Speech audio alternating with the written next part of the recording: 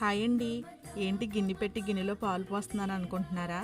మాకు ఇంటి దగ్గర చిన్న కుండీలోని ఉసిరి మొక్క వేసుకున్నాను కదండి. ఇంకా కార్తీక మాసము అయిపోతుందని చెప్పి నేను ఉసిరి మొక్కకి దగ్గర ఇలాగ పరమన్నం వండి నైవేద్యం కింద పెట్టుకుంటున్నానండి. పిల్లలందరినీ పిలిచి గోవింద కొట్టించి పిల్లలకి ప్రసాదం కింద పెడదామని చెప్పి నేను పరమన్నము పులిహార చేస్తున్నాను. ప్లీజ్ అండి, మీకు ఈ వీడియో నచ్చితే లైక్ చేయండి, షేర్ చేయండి, సబ్స్క్రైబ్ చేసుకోండి. ఏమండి, మాలాంటి చిన్న సబ్స్క్రైబర్స్ కూడా మీరు ఇలాంటి హౌస్ వైఫ్స్ కూడా సపోర్ట్ చేయండి.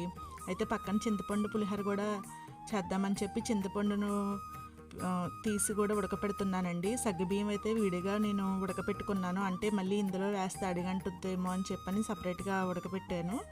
ఇలా ఉడికిన తర్వాత బెల్లం కూడా వేసుకోవాలి. బెల్లం వేసుకుని ఇలాచీ పౌడరు, ఇందులో ఒక బిట్ మిస్ అయ్యిందండి, కొంచెం పచ్చకర్పూరం కూడా వేసాను, ఆ బిట్ మిస్ అయ్యింది. రేపొద్దున పార్ట్ 2 వీడియో కూడా వస్తుందండి, అది కంపల్సరీ చూడండి. Thanks for watching.